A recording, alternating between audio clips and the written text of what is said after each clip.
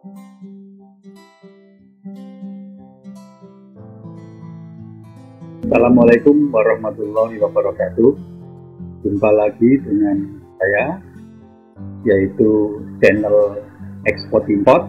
Kita berbicara seputar hal-hal yang berhubungan dengan ekspor dan import ya, mulai dari transportasi internasionalnya ya, demikian juga nanti di perdagangan internasionalnya. Jadi saya akan bicara sesuai dengan pengalaman dan kompetensi saya, karena saya masih berhubungan atau masih berkegiatan di bidang ini, baik itu secara prakteknya ataupun secara pengajarannya ya. Jadi kebetulan saya sekarang masih bernaung di bawah sebuah perusahaan yang bergerak di dalam transportasi jasa transportasi internasional, yaitu Global Care Transport ya. Saya di situ sebagai marketing director. Kemudian saya juga saat ini sedang mengampu sebagai dosen praktisi ya di Kementerian Kemendikbudristek RI, yang dimana di situ ada program praktisi mengajar. Saya mengikuti mulai angkatan kedua dan sekarang sudah angkatan ketiga. Oke, baik, sesuai dengan urut-urutan yang kemarin sudah saya jelaskan ya. Jadi kita masih berbicara shipping line ya. Jadi kemarin sudah saya jelaskan garis besar apa itu shipping line ya. Sekarang kita bergerak menuju pemaparan saya, yaitu bagaimana setup office shipping line. Jadi maksudnya bagaimana cara membuka ya kantor shipping line ya. Di sini saya berbicara as agent ya di Indonesia. Kemarin sudah saya jelaskan bahwa perusahaan shipping line di luar negeri sana ya, itu dalam mengelola kapalnya pada saat masuk ke negara lain itu harus ada representatif office atau perwakilan di negara tujuan mereka. Sebagai contoh Indonesia ya. Jadi Indonesia shipping line saya berbicara di luar negeri sana, itu shipping line akan mencari partner di negara lain yang nanti menjadi tujuan servis mereka. Sebagai contoh kembali di Indonesia ya. Jadi pada saat itu saya mengalami ya, jadi prinsipal itu mencari partner ya, seorang partner yang mempunyai capability baik itu di financial ataupun di kecakapan ya. Tapi saya di sini berbicara secara umum, ini nanti sampai dengan kantor cabang ya. Ini saya berbicara kantor pusat dulu. Jadi setelah shipping line di luar negeri sana, atau kita sebut sebagai ship owner ya, atau sebagai principal ya, istilah pelayaran itu ya. Jadi nanti kalau di dalam video-video saya sebelum-sebelumnya itu ada hal-hal yang kurang dimengerti atau dipahami, silakan komentar di bawah ya. Nanti semuanya akan saya jawab ya. Meskipun saya mempunyai kesibukan lain, oke, tetapi saya sempatkan untuk menjawab komentar atau pertanyaan dari Anda semua. Baik, saya kembali. Jadi begitu prinsipal ini menemukan seseorang partner ya yang dianggap capable ya, mereka akhirnya memberikan yang namanya surat penunjukan agent. Nah, dasarnya adalah surat penunjukan agent ini. Kemudian seseorang mungkin sebagai contoh saya ya, seseorang itu yang sudah dikenal sama prinsipal tadi dan mendapatkan surat keagenan, penunjukan surat keagenan, itu mereka bergerak untuk setup kontainer atau setup office. Jadi mereka akan bergerak mencari yang namanya kantor ya. Nah, Tetapi di dalam mencari kantor itu mereka juga tentunya bergerak juga di untuk masalah bentuk badan usahanya dan perizinannya, ya. Nah, kalau umpama partner itu kebetulan sudah punya badan usahanya atau perizinannya, mereka tinggal bergerak untuk mencari istilahnya kantor, ya, kantor, ataupun sudah mendapatkan seorang yang bisa dipercaya nanti sebagai istilahnya yang mengoperasionalkan, ya, kegiatan day by day atau kegiatan tiap harinya di perusahaan tersebut, ya. Kembali, begitu sudah mulai mendapat surat penunjukan agensi, ini seseorang tersebut itu akan bergerak mencari kantor, ya. Jadi ini bisa berguna juga sebagai para kepala cabang atau branch manager, ya. Jadi di shipping line itu ada head office, ya, untuk local company, ya, saya bicara local company, bukan untuk principal. Jadi mereka punya head office biasanya di Jakarta, ya, biasanya di Jakarta. Kemudian mereka punya branch office itu bisa di Surabaya, di Semarang, di Belawan, Medan, dan lain sebagainya, ya. Jadi pertama kali mereka akan mencari yang namanya kantor, ya, atau tempat untuk melakukan kegiatan usaha ini, ya. Jadi kantor itu bisa mereka beli, ya, ataupun mereka sewa, ya. Kebanyakan itu kalau untuk apa istilahnya kantor-kantor yang pertama berdiri, mereka seorang pengusaha yang mereka punya kalkulasi, ya, berusaha bagaimana nanti bisa BEP dan lain sebagainya. Mereka pasti akan menekan overhead dulu. Jadi mereka biasanya sewa, ya. Tapi kadang-kadang ada yang sudah besar, ya, seperti PT Meratus itu yang kemarin saya kasih contoh. Mereka juga bekerja di mengelola jasa transportasi antar pulau, tetapi mereka juga mengageni, ya, mengageni karena mereka sudah settle, makanya itu mereka punya gedung sendiri. Jadi pertama kali Anda istilahnya atau partner dari prinsipal tadi mencari kantor, ya, untuk disewa. Kenapa mereka harus cari kantor? Karena berikutnya nanti itu dalam legalitas perizinan mereka harus juga melampirkan surat keterangan domisili yang masih update, ya, masih berlaku maksudnya, ya. Jadi pentingnya di situ. Kemudian mereka juga punya kegiatan usaha yang jelas untuk memberikan rasa percaya, ya, karena di jasa servis atau di jasa pelayanan itu hal yang pertama itu adalah trust, ya, dari customer, rasa percaya dari customer itu, ya. Jadi berikutnya setelah mendapatkan kantor, ya, sewa atau dan lain sebagainya, kemudian kita bergerak, ya, di situ mungkin kita nanti akan mempunyai beberapa karyawan, ya. Oleh karena itu biasanya mereka sudah menunjuk, kalau umpama di cabang mereka akan menunjuk sebagai branch manager atau kata-kata manajer keuangan, ya, bisa jadi manajer keuangan, seseorang yang membantu untuk di cabang, atau di pusat itu seseorang yang nanti ditunjuk sebagai president director, ya, atau finance director atau direktur keuangan, ya, karena ini nanti akan bergerak untuk spend money dulu, mengeluarkan biaya dulu untuk set up kantor ini atau membuka kantor ini, ya.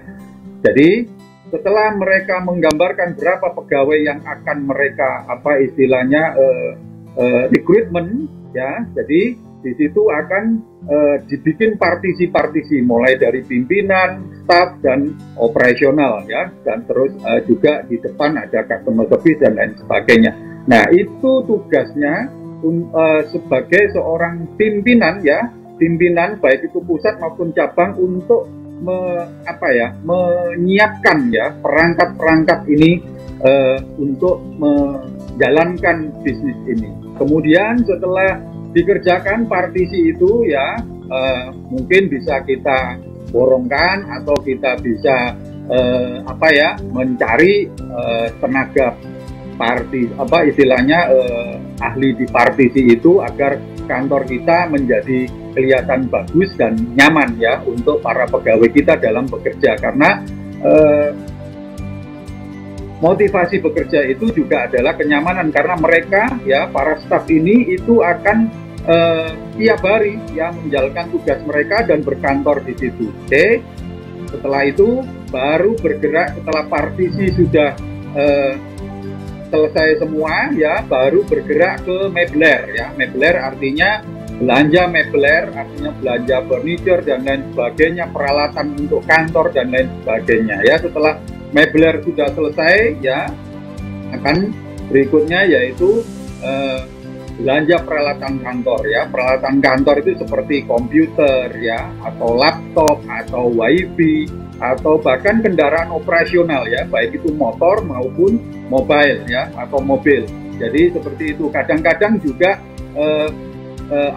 kalau untuk kapal, prinsipal yang memiliki kapal direct call, artinya istilah direct call itu sandar langsung masuk ke pelabuhan. Sebagai contoh di Surabaya itu mereka dari luar negeri sana ya, itu bisa masuk langsung ke Indonesia ya, ke Tanjung Perak ataupun ke Tanjung Priok dulu, tidak memakai feeder ya. Ada yang memakai feeder, ada yang tidak pakai feeder, karena kalau sudah masuk ke Indonesia berarti mereka sudah punya manajemen yang istilahnya sudah atas nama seperti perusahaannya mereka, seperti umpama sebagai contoh MSC Indonesia ya. Jadi seperti itu, jadi ada namanya Indonesia itu. Jadi seperti itu. Kemudian untuk peralatan operasional itu dipergunakan nanti umpama untuk ke yang namanya ke pelabuhan, yang namanya ke customer. Customer itu importir atau eksportir ya. Jadi ini adalah perlengkapan yang dibutuhkan dalam setup office shipping line yang berskala internasional ya. Seperti itu.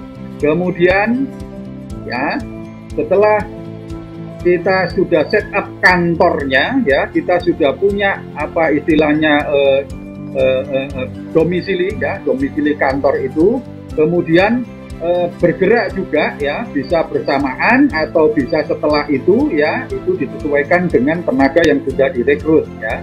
Jadi setelah itu baru mengurus yang namanya legalitas badan usaha ya. Legalitas badan usaha yang diperlukan ya di dalam setup office shipping line itu yang pertama adalah NPWP ya. NPWP atau surat keterangan terdaftar.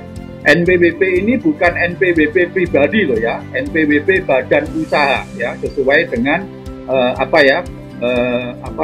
nama dari perusahaan tersebut ya.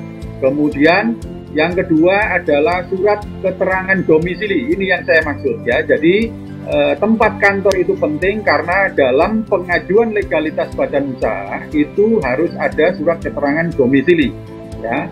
Kemudian yang ketiga kita bergerak ya untuk pengurusan akte pendirian ya. Akte pendirian biasanya kita datang ke notaris ya.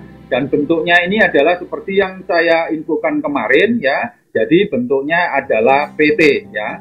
Kemudian yang keempat ya, karena ini kantor pusat, jadi diperlukan juga ya yang namanya ini nomor 4 akte perubahan pemegang saham. Jadi di situ yang partner yang saya maksud tadi, seseorang yang telah ditunjuk oleh yang namanya prinsipal tadi ya, itu adalah komisaris ya, orang yang mempunyai kompetensi di permodalan dan kompetensi di dalam bidang ini ya. Oke, jadi saya bercerita waktu itu pimpinan saya juga mantan dari Samudra Indonesia, yang berarti mereka punya kompeten di bidang ini dan mereka juga punya yang namanya financial ya. Jadi itu akhirnya menjadikan mereka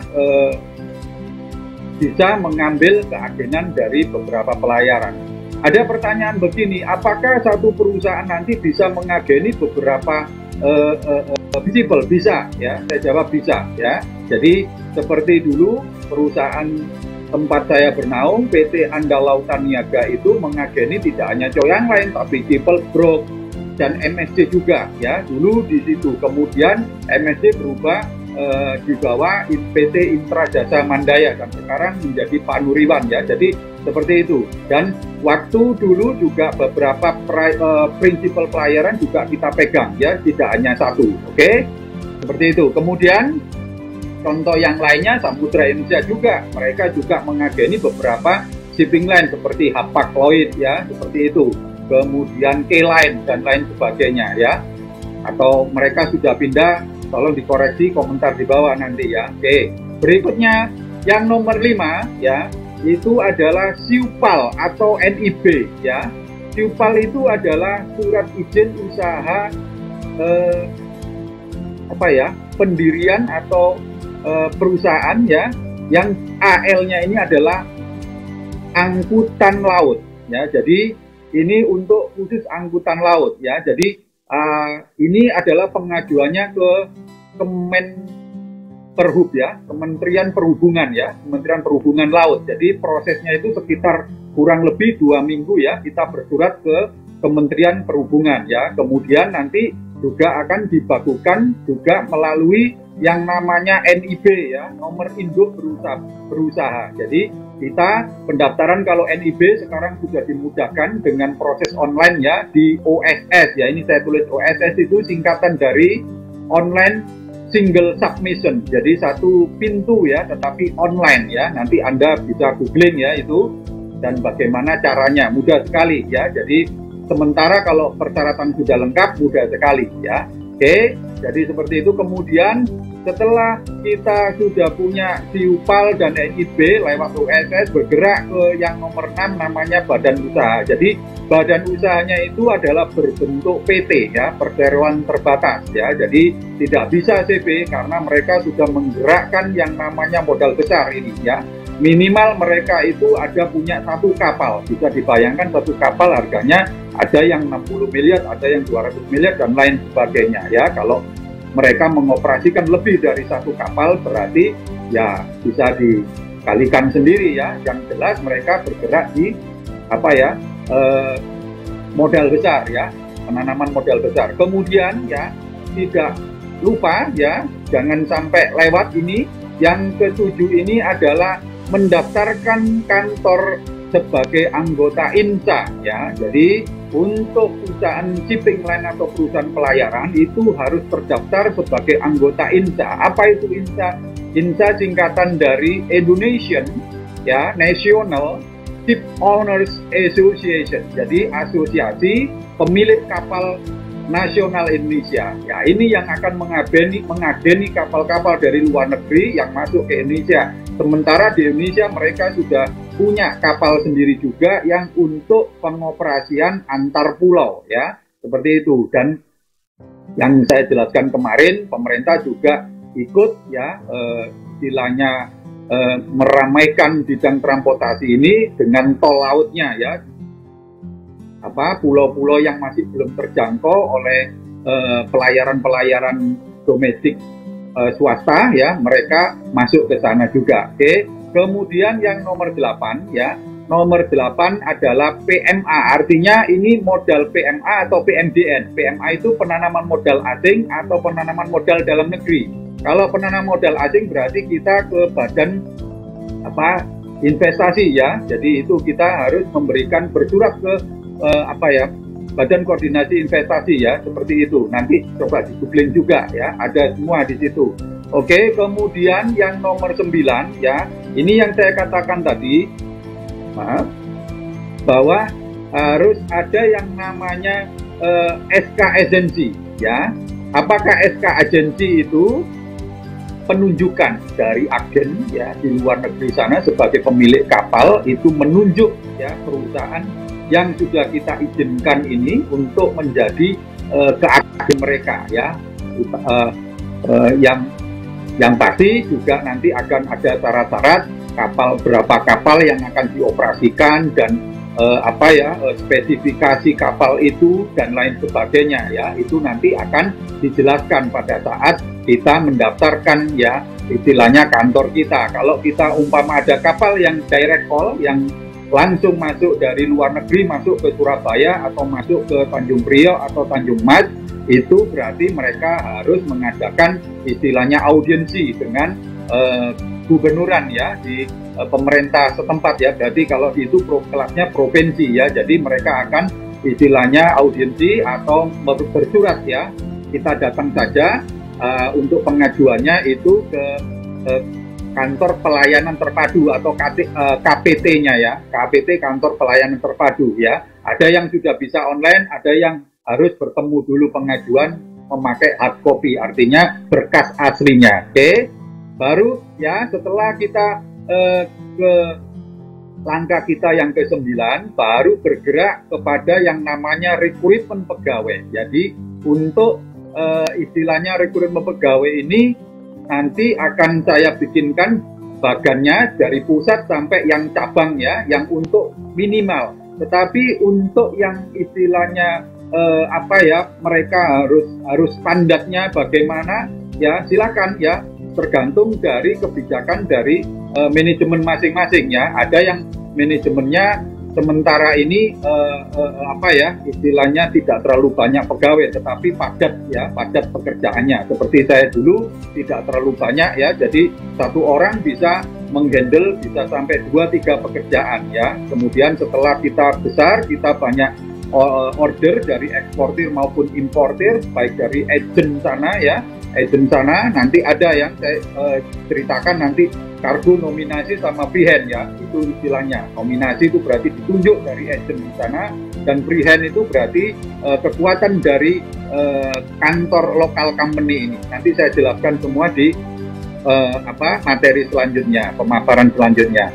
Jadi begitu ya, langkah terakhir yaitu adalah rekrutmen. Oke, nah rekrutmen itu didasarkan pada kebutuhan dari manajemen. Di sini saya paparkan tentang struktur organisasi kantor pusat atau head office, biasanya berkantor di Jakarta. Saya tidak tahu kenapa ya, banyak mungkin banyak berkantor pusat di Jakarta, mungkin di sana pusatnya pemerintahan, dalam perizinan mungkin lebih cepat ya, seperti itu ya. Kenapa kok tidak di Surabaya, kenapa kok tidak di Jogja? Oke, jadi mungkin pertimbangannya seperti itu. Jadi baik. Jadi struktur organisasi pusat itu yang pertama yang saya bilang tadi adalah komisaris ya. Jadi komisaris ini bisa jadi ownernya local company ya, atau juga merangkap sebagai istilahnya pemegang saham aktif ya. Mereka juga double juga bisa menjadi presiden director atau diserahkan kepada orang lain ya sebagai presiden director. Presiden director ini adalah cukupnya luas. Mereka selain memimpin kantor yang ada di pusat, juga memimpin kantor yang ada di cabang-cabang ya. Kemudian ya di situ juga diperlukan seorang sekretaris dalam membantu tugas-tugas presiden director.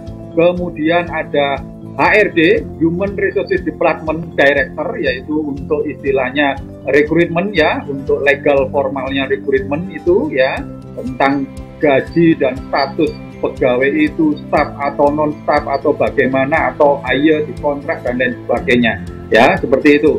Kemudian ada lagi yang di bawahnya adalah Finance Director ya. Finance Director ini itu bertanggung jawab langsung kepada Presiden Director ya. Jadi kenapa kok Finance Director ini tidak bertanggung jawab kepada General Manager ya. Jadi Finance Director ini adalah keuangan ya. Keuangan itu mereka harus independen, tidak boleh istilahnya terafiliasi dengan departemen yang lainnya, karena ini adalah tempatnya uang dan ini rawan. Oke, jadi seperti itu.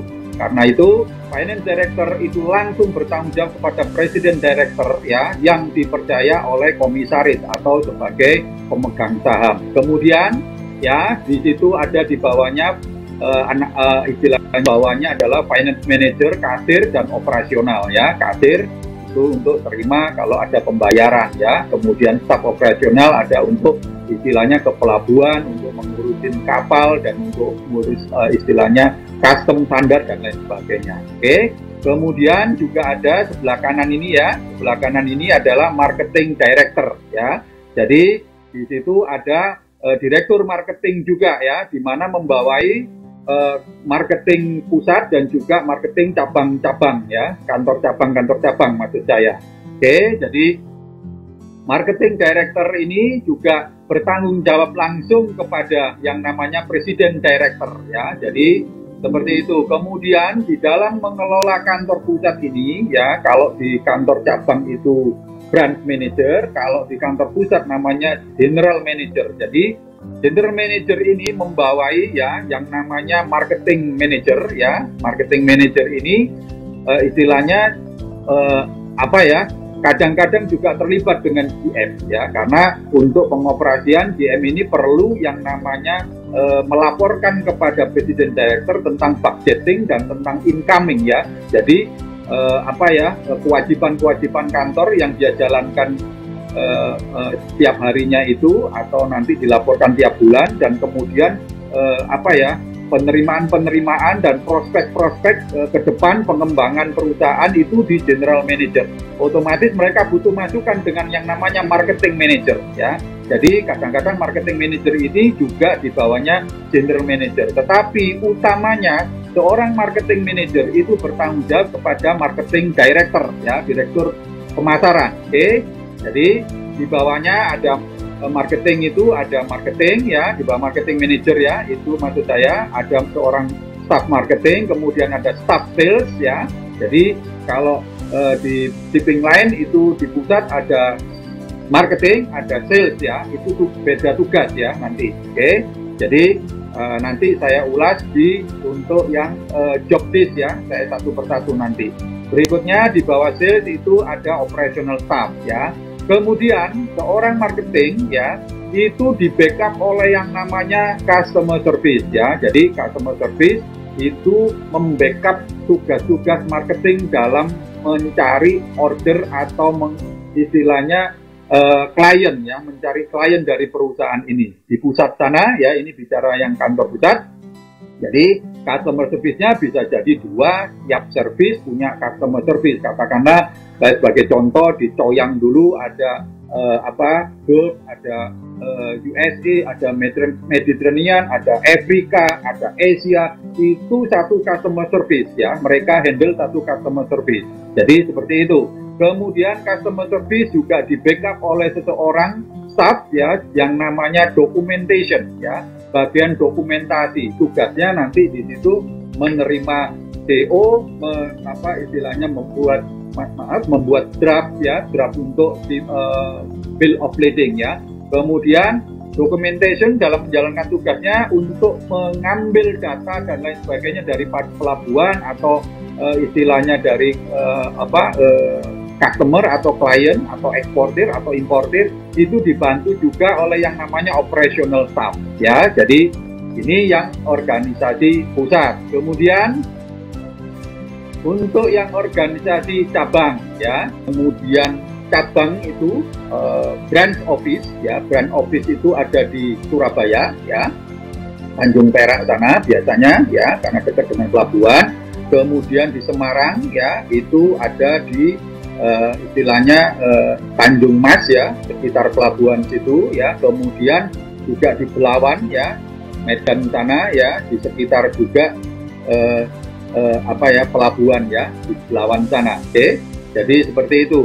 Kemudian ya di dalam pengoperasionalan ya, operasional day ya perharinya itu dipimpin ya seorang branch manager. Jadi kantor cabang itu dipimpin oleh seorang kepala cabang. Ini saya buatkan yang paling sederhana karena untuk yang awal pendirian kantor ya. Jadi mereka tidak obral pegawai ya, karena pegawai itu sebetulnya adalah istilah di manajemen itu adalah disesuaikan dengan budgetnya ya. Jadi sudah dibudget berapa ya budgetnya, mereka akan memakai berapa pegawai. Satu pegawai katakanlah sebagai contoh, budgetnya untuk pegawai umpama 10 juta ya, umpama ini. Berarti kalau umpama waktu kita interview mereka minta gaji 1 bulan 2 juta, berarti kita istilahnya di situ ada 5 pegawai nanti atau 4 pegawai ya, karena mungkin yang istilahnya yang pimpinannya mungkin minta lebih dari itu ya dalam negosiasi karena pengalamannya dan karena jaringannya ya, seperti itu. Kemudian ya, jadi setelah itu rekrutmen ya, setelah rekrutmen di branch manager ini ya, jadi branch manager ini ditunjuk oleh pusat ya. Mereka istilahnya mempunyai atau kenal atau istilahnya direferensi ya seorang yang sudah berpengalaman di bidang itu ya. Kebetulan saya juga pernah jadi branch manager. Jadi ini sebagai pimpinan di suatu kantor cabang, mereka mempunyai kewajiban untuk set up office seperti itu yang tadi sudah saya paparkan di depan ya. Jadi mereka juga harus set up office ya, mereka sewa office atau istilahnya menyiapkan mebeler, menyiapkan perlengkapan kantor dan lain sebagainya seperti yang sudah saya sampaikan di atas tadi. Kemudian dalam rekrutmen itu ya mereka akan dibantu ya, atau yang istilahnya langsung branch manager punya decision ya, punya istilahnya kuasa untuk memutuskan seorang staf diterima atau tidak ya. Atau ada juga branch manager ya yang hanya istilahnya menjalankan tugas operasional day by day saja ya, tidak punya wewenang. Ada seperti itu ya. Jadi mereka dalam memutuskan seorang pegawai harus meminta persetujuan dari pusat, HRD di sana, Human Resources Development di sana, atau personalia ya, umumnya ya kita kenal sebagai personalia seperti itu. Jadi mereka akan hire atau mereka akan merekrut ya yang namanya seorang finance manager. Ini penting ya karena hubungan dengan keuangan perusahaan nanti. Oke. Kemudian finance manager nanti juga membutuhkan seorang kasir ya dalam mengurus semua transaksi keuangan, baik itu uang masuk ataupun uang keluar. Kemudian juga direkrut juga seorang marketing manager. Bisa jadi nanti marketing manager di bawahnya mereka dibantu oleh seorang marketing lagi. Tetapi ini adalah yang paling minimal ya yang saya sampaikan ini sesuai dengan budget istilahnya kantor cabang mulai berdiri, awal berdiri ya. Kemudian marketing manager ini selain itu juga akan merekrut istilahnya membutuhkan ya, maksud saya membutuhkan seorang customer service staff ya. Oke, juga seorang documentation dan operasional ya. Jadi inilah ya struktur kantor cabang ya yang dibutuhkan oleh sebuah company shipping line ya, shipping line company ya di dalam mengoperasikan bisnis mereka di cabang-cabangnya ya. Jadi ini kelengkapannya ya. Kemudian ya, jadi sampai di sini pemaparan saya tentang bagaimana setup office ya, shipping line mulai dari pusat sampai di cabang ya. Tentang job description ya nanti akan saya bahas di periode berikutnya ya. Terima kasih ya, mudah-mudahan bermanfaat ya bagi Anda sekalian yang istilahnya menjadi penggiat ekspor dan impor ya. Oleh karena itu akan meningkatkan juga ya ketertarikan generasi kita untuk mempelajari lebih dalam ya, karena di perguruan tinggi masih belum secara mendalam. Setelah saya masuk ke istilahnya dunia pengajaran sebagai dosen praktisi di Kemendikbudristek RI. Sampai di sini, terima kasih. Assalamualaikum warahmatullahi wabarakatuh.